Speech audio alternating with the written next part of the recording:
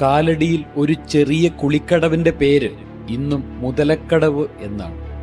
നൂറുകണക്കിന് വർഷങ്ങൾക്ക് പിന്നിൽ നടന്ന ഒരു മഹാസംഭവത്തിലേക്കാണ് ഈ ആഴ്ച ഞങ്ങൾ പ്രേക്ഷകരെ കൂട്ടിക്കൊണ്ടുപോകുന്നത്.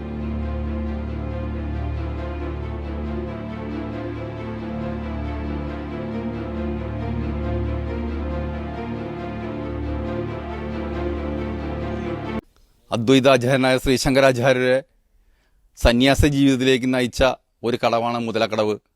ഇവിടെ വെച്ചാണ് ബാലനായ ശങ്കരനെ മുതല പിടിക്കുന്നതും അമ്മ അദ്ദേഹത്തെ സന്യാസി ജീവിതത്തിലേക്ക് അഴയ്ക്കാമെന്ന് സമ്മതിച്ചതിന് ശേഷമാണ് മുതല വിട്ടുപോയതും എന്നാണ് ഐതിഹ്യം.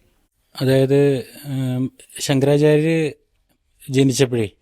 ജനിച്ചു കഴിഞ്ഞപ്പോൾ അദ്ദേഹം ഇങ്ങനെ മനസ്സുകൊണ്ട് സന്യാസ്യം സ്വീകരിക്കാൻ വളരെയധികം താല്പര്യപ്പെട്ടിരുന്നു. ചെറുപ്പം തൊട്ട് തന്നെ ശരിക്കും പറഞ്ഞാൽ അദ്ദേഹം ഒരു അവതാര പുരുഷൻ എന്ന് വേണമെങ്കിൽ തന്നെ നമുക്ക് പറയാൻ പറ്റും. ഇത്രയും എല്ലാ കാര്യങ്ങളെക്കുറിച്ച് അറിവുള്ള അദ്ദേഹം ചെറുപ്പത്തിലെ തന്നെ അഗാധമായ പാണ്ഡിത്യം സംസ്കൃത ഭാഷയിലും മറ്റുള്ള ഭാഷകളിലൊക്കെ അദ്ദേഹത്തിന് വളരെയധികം ഉണ്ടായിരുന്നു. കുട്ടിയായിരുന്ന ശങ്കരൻ അദ്ദേഹത്തിന് സന്യാസം ആഗ്രഹിച്ചുകൊണ്ട് അതിന് സന്യാസത്തിനു വേണ്ടി സന്യാസം തുടങ്ങാൻ കാരണമായത് ഈ കടവിൽ എന്നാണ് പറയുന്നത്. ബാലനായിരുന്ന ശങ്കരനെ മുതല പിടിക്കുകയും മുതല പിടിച്ചപ്പോൾ മുതലിൽ നിന്ന് അദ്ദേഹത്തിന് മുക്തി കിട്ടുന്നതിൽ അദ്ദേഹത്തിന് സന്യാസത്തിന് പോകണമെന്ന് പറയുകയും അങ്ങനെ മുതല പിടിവിടുകയാണെന്നൊക്കെയാണ് ഐതിഹ്യങ്ങളിലൂടെ നമുക്ക് അറിയാൻ കഴിഞ്ഞത്. നമ്മുടെ പൂർവികർ നമുക്ക് പറഞ്ഞു തന്നിട്ടുള്ള അവരുടെ വൈത്താരികളിൽ നമുക്ക് അറിയാൻ കഴിഞ്ഞിട്ടുള്ളത്. പക്ഷേ ഇതേവരെ ഒരു മുതലയുടെ ഉണ്ടെന്നോ മറ്റുള്ള ആരും തന്നെ അത് കണ്ടതായിട്ട് അറിയുന്നില്ല.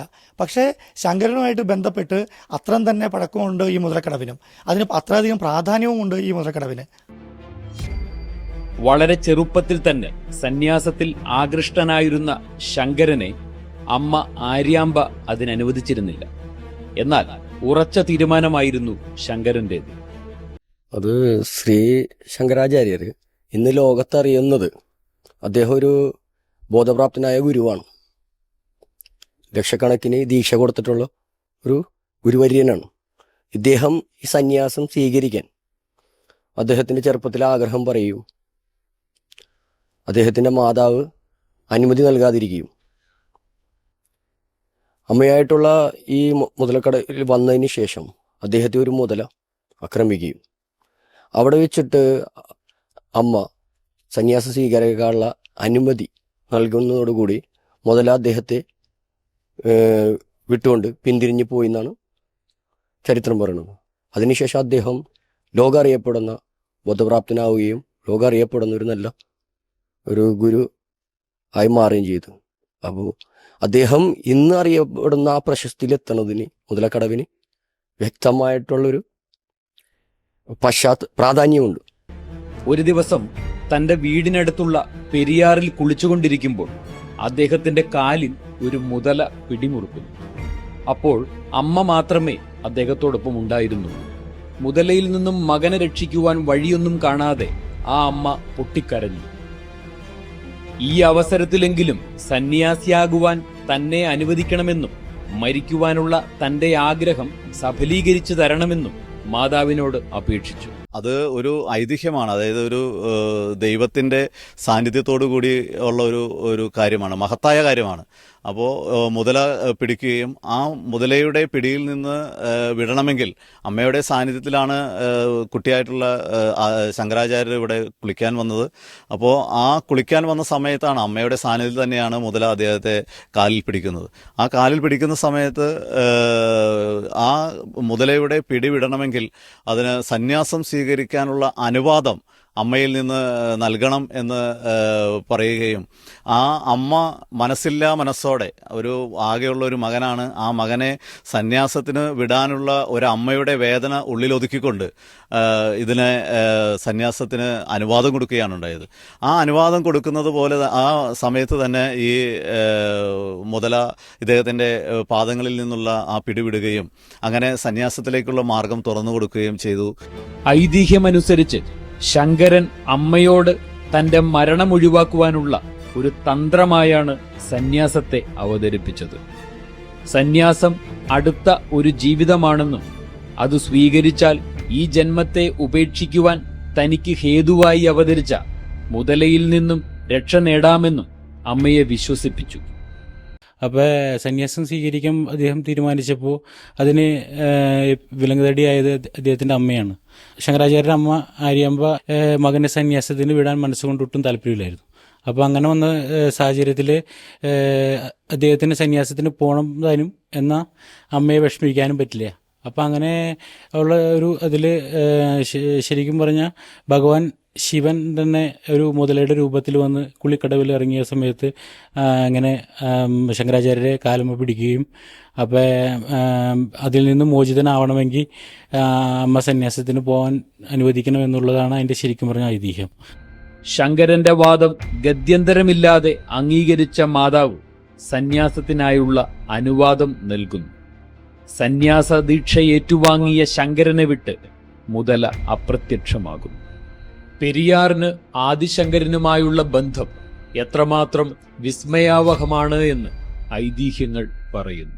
നമ്മൾ മുതലക്കടവ് ഇപ്പോൾ ഈ കാണുന്ന പെരിയാറ് കുറേയും അപ്പുറത്തേക്കൂടെയാണ് ഒഴുകിക്കൊണ്ടിരുന്നത്.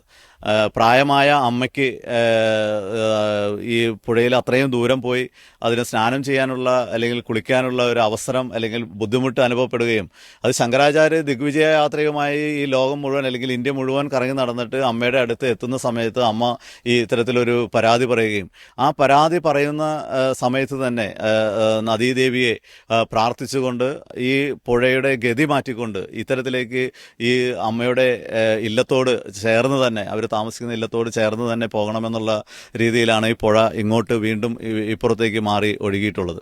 അതും വലിയ മർമ്മപ്രധാനമായിട്ടുള്ള ഒരു ഐതിഹ്യങ്ങളാണ്. ഇത്രയെല്ലാം ചുറ്റുപാടുകളുണ്ടെങ്കിലും ഈ ഐതിഹ്യങ്ങളെല്ലാം ലോകം മുഴുവൻ അറിയുന്നതാണ്. ഈ ശങ്കരാചാര്യർ സ്ഥാപിച്ച 4 മഠങ്ങളുണ്ട്. ആ 4 മഠങ്ങൾ ആയിട്ടുള്ള ഇവിടെ ദക്ഷിണേന്ത്യയിലുള്ള ശൃംഗേരി മഠത്തിൻ്റെ കീഴിലാണ് 110 വർഷങ്ങൾക്ക് മുമ്പ് ആദിശങ്കരൻ ജനിച്ച സ്ഥലത്തെക്കുറിച്ച് തന്നെ ഐഡൻറ്റിഫൈ ചെയ്യുന്നത് അല്ലെങ്കിൽ അത് കണ്ടെത്തുന്നത്. ആ ശൃംഗേരി മഠത്തിലെ അന്നത്തെ സ്വാമി ഇതിനെക്കുറിച്ച് ഗഹനമായി പഠിക്കുകയും ഇതിൻ്റെ രേഖകളെല്ലാം പരിശോധിച്ച് കാലടിയാണ് എന്ന് കണ്ടെത്തുകയും ആ കാലടി തിരിച്ചറിഞ്ഞുകൊണ്ട് അദ്ദേഹം 110 വർഷങ്ങൾക്ക് മുമ്പ് ഇവിടെ വന്ന് ശൃംഗേരി മഠത്തിൻ്റെ ഒരു ശാഖ ഇവിടെ സ്ഥാപിക്കുകയാണ് ഉണ്ടായത്. ലക്ഷക്കണക്കിന് ഭക്തരായ സഞ്ചാരികൾ വന്നുപോകുന്ന മുതലക്കടവിന്റെ ഇന്നത്തെ അവസ്ഥ പ്രേക്ഷകർക്ക് മുൻപിലേക്ക് ഞങ്ങൾ എത്തിക്കുകയാണ്.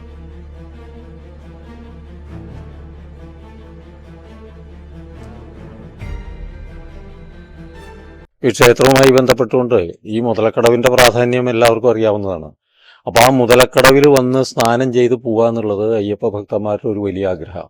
അതുകൊണ്ട് തന്നെ ഒരുപാട് വിദേശങ്ങളിൽ നിന്നുള്ള ആളുകളൊക്കെ ഭക്തന്മാരൊക്കെ വന്ന് ഇവിടെ കുളിച്ച് ഈ ക്ഷേത്രത്തിൽ തൊഴുതു പോകുക എന്നുള്ള ഒരു പതിവുണ്ട്. കഴിഞ്ഞ വർഷം അതിന് അങ്ങനെ വന്ന ബാംഗ്ലൂരിൽ നിന്ന ഒരു ഭക്തൻ ഇവിടെ മുങ്ങി മരിക്കുകയുണ്ടായി കടവിൽ.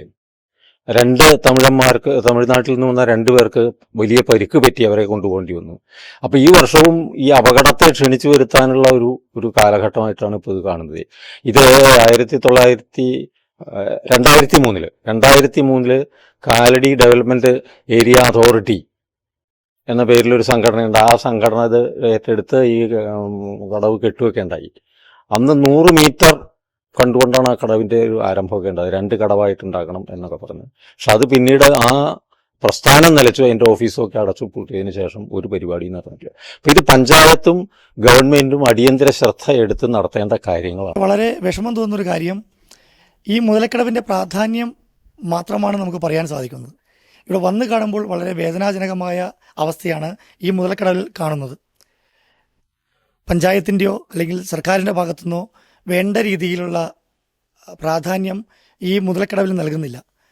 പക്ഷേ കേന്ദ്രത്തിൽ നിന്ന് പല തവണയായി ഒട്ടനവധി ഫണ്ടുകൾ ഈ മുതലക്കടവും അല്ലെങ്കിൽ ശങ്കരൻ്റെ ജന്മഭൂമി ക്ഷേത്രവുമായി ബന്ധപ്പെട്ട് അനുവദിച്ചിട്ടുണ്ട്.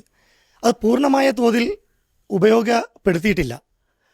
നമുക്കറിയാം, നമുക്ക് താഴെ കാണുന്ന ഈ മുതലക്കടവ് എന്ന് പറയുന്ന സ്ഥലം ഒട്ടനവധി ആൾ കുളിക്കുന്ന സ്ഥലമാണ്. പക്ഷേ പരിചയമില്ലാത്ത ആളുകൾ ആ കടവിലേക്ക് ഇറങ്ങിക്കഴിഞ്ഞാൽ ചെളിയിൽ പൊഴുതു പോകേണ്ട സാഹചര്യം ഉണ്ടാവും, അല്ലെങ്കിൽ കുളിക്കാൻ സാധിക്കാൻ പറ്റാത്ത സാഹചര്യം വരെ ഉണ്ട്. അതിനുവേണ്ടി കെട്ടി സംരക്ഷിക്കുവാനോ അല്ലെങ്കിൽ ഈ മുതലക്കടവിൻ്റെ ആഴമോ മറ്റോ മനസ്സിലാക്കുന്ന രീതിയിലുള്ള ബോർഡുകളോ മറ്റോ സ്ഥാപിക്കാൻ മാറി മാറി വന്ന ഒരു സർക്കാരും തയ്യാറായിട്ടില്ല. തികഞ്ഞ അവഗണനയാണ് ഈ മുതലക്കടവിനോട് സർക്കാർ ഭാഗത്തുനിന്ന് കാണിക്കുന്നത്. നമ്മുടെ വിശ്വാസത്തെയും ചരിത്രത്തെയുമെല്ലാം പാടെ അവഗണിക്കുന്നതിന് പ്രധാന തെളിവാണ് മുതലക്കടവിന്റെ ഇന്നത്തെ അവസ്ഥ. കാലടി എന്ന് പറഞ്ഞാൽ ഇത്രയും ചരിത്ര പ്രാധാന്യമുള്ളൊരു ശങ്കരാചാര്യ ജന്മം കൊണ്ട് പരമപവിത്രമായ ഈ മണ്ണ് ശരിക്കും പറഞ്ഞാൽ മാറി മാറി വരുന്ന സർക്കാരുകൾ ഇതിനെ തികച്ചും അവഗണിക്കുകയാണ് ചെയ്തത്. അപ്പോൾ അത് ഒന്ന് മാറ്റിയെടുക്കേണ്ടതും ഇതിന് ഒരു പ്രാധാന്യം നൽകുകയും ഈ ശങ്കരാചാര്യരുടെ ബർത്ത് പ്ലേസാണ് ഈ കാലടിയെങ്കിലും പക്ഷെ അതിനുള്ള ഒരു പ്രാമുഖ്യം വരുന്ന സർക്കാരുകൾ കൊടുത്തിട്ടില്ല. ഇപ്പോൾ കിടക്കുന്ന തന്നെ ഇവിടെ ചെളി നിറഞ്ഞ ആകെ ശോചനീയമായിട്ടാണ് കിടക്കുന്നത്. അത് മാറ്റി ഒരു ട്രെഞ്ചർ വെച്ച് മാറ്റി ക്ലീൻ ചെയ്ത് ജനങ്ങൾക്ക് ഒരു സന്ദർശിക്കാനും അല്ലെങ്കിൽ ഒരു ചെറിയൊരു പാർക്കോ അങ്ങനെ എന്തെങ്കിലും സായാഹ്നങ്ങൾ വന്നിരിക്കുവാനുള്ള ഒരു സൗകര്യങ്ങളൊക്കെ ചെയ്ത് വിപുലപ്പെടുത്തി കഴിഞ്ഞാൽ വളരെയധികം സഞ്ചാരികൾ വരികയും അത് കാലിലേക്കൊരു മുതൽക്കൂട്ടാവുകയും ചെയ്യും.